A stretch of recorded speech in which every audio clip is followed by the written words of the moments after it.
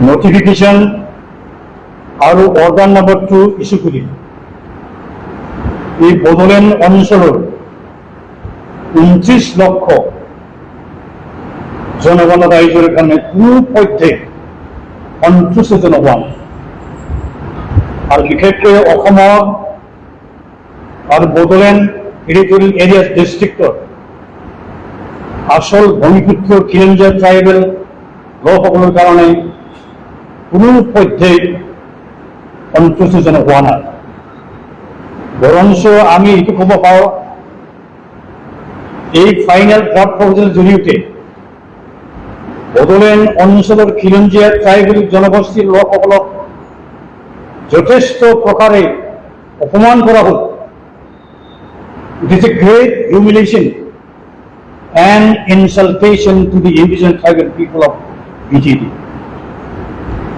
আমার যে ভারতের সংবিধানে দিয়া যে রাজনৈতিক অধিকার the constitutional rights and privileges ইয়াক ভারত সরকার আর অসম সরকার ইলেকশন কমিশন অফ ইন্ডিয়ার জৰিয়তে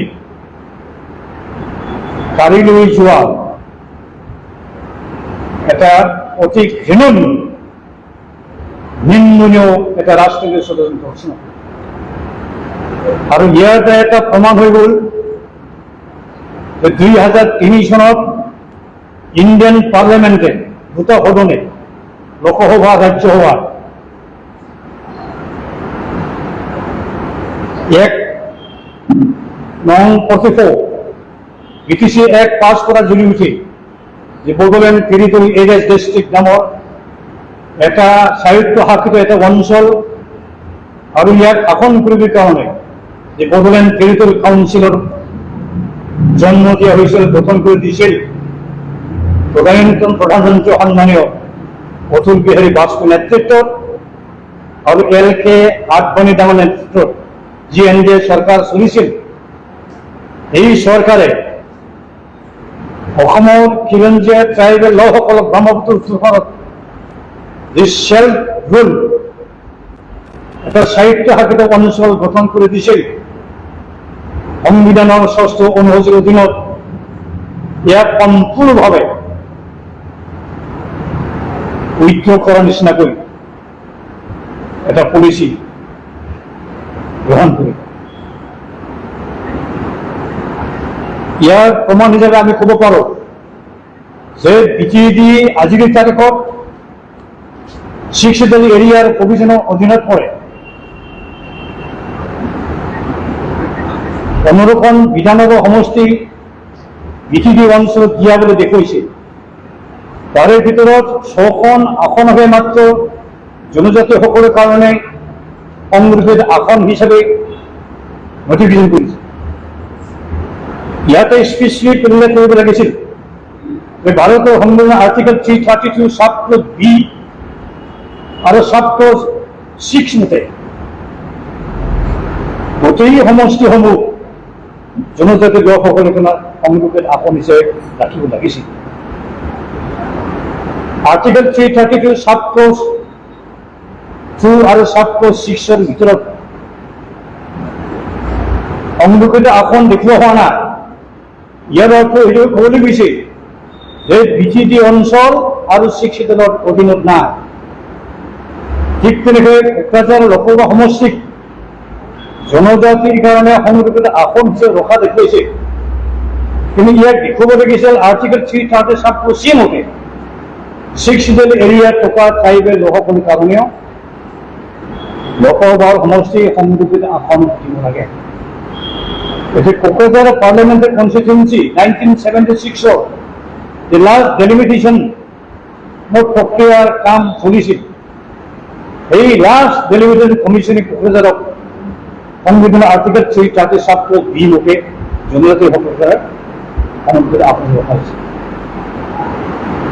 ইয়াৰ ফলত কি হ'ল 6 শিডিউলৰ বাহিৰত য'ত য'ত ট্ৰাইবেল জনগোষ্ঠীৰ লোকসকল আছে তেওঁলোকে আৰ্টিকল 330 সাবক্লজ B মতে এটা ৰিজাৰ্ভ চিট পাব লাগিছিল যেনেকৈ যোৱাবাৰ 2007 চনত তেতিয়াৰ ইলেকশ্যন কমিশ্যনে ভুলকৈ হ'লেও কোকৰাঝাৰ পাৰ্লামেন্টাৰি কনস্টিটিউয়েন্সিৰ সংৰক্ষিত মৰ্যাদা উঠায় লক্ষিমপুৰ সমষ্টিক দিয়া বুলি দেখুৱাইছে। এটা নন সেক্সিবল এৰিয়াত থকা ট্ৰাইবেল মানুহখিনিৰ যে ৰাজনৈতিক অধিকাৰ, সাংবিধানিক অধিকাৰ ইয়াক খৰ্ব কৰা নহয় জানো? সেইকাৰণে আমি আজিৰ এই পৰিস্থিতিৰ পৰিপ্ৰেক্ষিতত আমাৰ উপায় নাই। আমি আগতে স্পষ্ট কৈছিলোঁ যে অতি সোনকালে আমি সুপ্ৰিম কোৰ্টলৈ গৈ ভাৰতৰ সংবিধান article 332 subclause B subclause 6 article 330 subclause সি মতে কেনে সমস্ত নির্ধারণ করা নহল, সংবিধানের প্রয়োজন কিয় ভায়োলেট করা হল, ইয়াৰ ওপৰত জাষ্টিস ন্যায় বিচাৰি আমি সুপ্ৰিম কোৰ্টৰ ওচৰত আমি যাবলৈ বাধ্য কৰিছোঁ। আমি যাম, ইয়াৰ দ্বাৰা আমাৰ বিকল্প আছে। আৰু আজি এনেহেন জটিল পৰিস্থিতিৰ পৰিপ্ৰেক্ষিতত সমগ্ৰ বড়ো ট্ৰাইবেল লোকসকলক আমি আহ্বান জনাব বিচাৰিছোঁ, প্ৰমোদ বড়ো BTC চিফৰ পৰা অতি সোনকালে অন মৰেল গ্ৰাউণ্ড ইউজি ব্ৰহ্ম যিজন কেবিনেট মন্ত্ৰী, তেওঁ on Morrell ground in protest against the that criminal policy of the Election Commission of India as well as the government of India, government of Assam, they shall have to relinquish from their political power. যিমান MLA সকল আছে, DK পাৰ্টিৰ হওক বা UPৰ দলেই হওক, যিমানবোৰ EM আছে MC সকল আছে, তেওঁলোকে গোটেই ইস্তফা দি গণতান্ত্ৰিক সংগ্ৰামৰ কাৰণে আমি একত্ৰিত হ'ব লাগে। এইটোহে আমাৰ আহ্বান। কোনো আমাৰ বড়ো মানুহ ট্ৰাইবেল মানুহ মন্ত্ৰী MLA EM MC CM MP হৈ থকাৰ কোনো ইয়াত দৰকাৰ নাই, প্ৰয়োজন নাই। সেইকাৰণে আমাৰ আপিল হ'ল অতি সোনকালে MP চিটৰ পৰা, MLA চিটৰ পৰা, মন্ত্ৰীটোৰ পৰা, EM PTCৰ পৰা, ক্ষমতাৰ পৰা আঁতৰি আহিব। চৰকাৰৰ ওচৰত আমি ষ্ট্ৰংলি বলিষ্ঠভাৱে আমি দাবী উত্থাপন কৰিব লাগিব। যেতিয়ালৈকে কাৰেকশ্যন নহয় তেতিয়ালৈকে আমি গণতান্ত্ৰিক সংগ্ৰামত আগবাঢ়ি গৈ থাকিম। আৰু কোৰ্ট কাছাৰী জুডিচিয়াৰীক সহায় লোৱাৰ যি প্ৰক্ৰিয়া কাম কাজ এই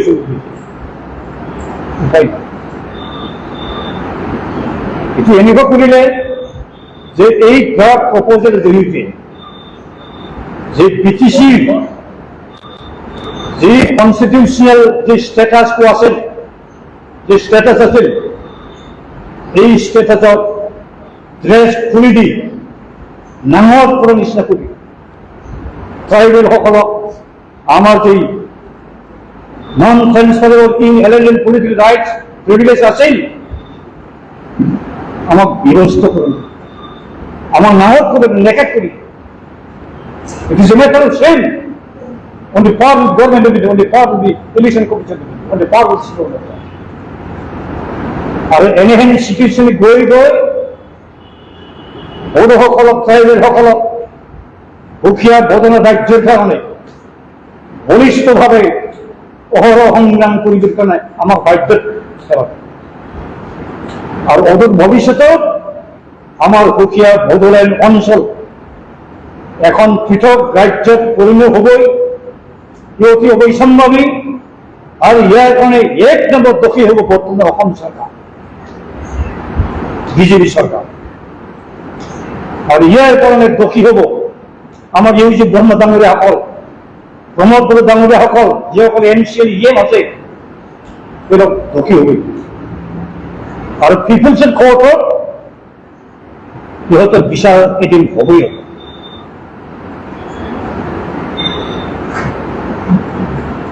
এই 2020 জুন তাৰিখত যে প্ৰথম ড্ৰাফ্ট ওলাইছে, ইয়াতে সন্তুষ্ট হৈ আমাৰ আফচোৰ কিছুমান নেতৃবৃন্দই, UPৰ নেতাসকলে বন ফুটালে, কি কি পাৰ্টি খালে, আমি গমেই পোৱা নাই, ৰাইজে জানাই।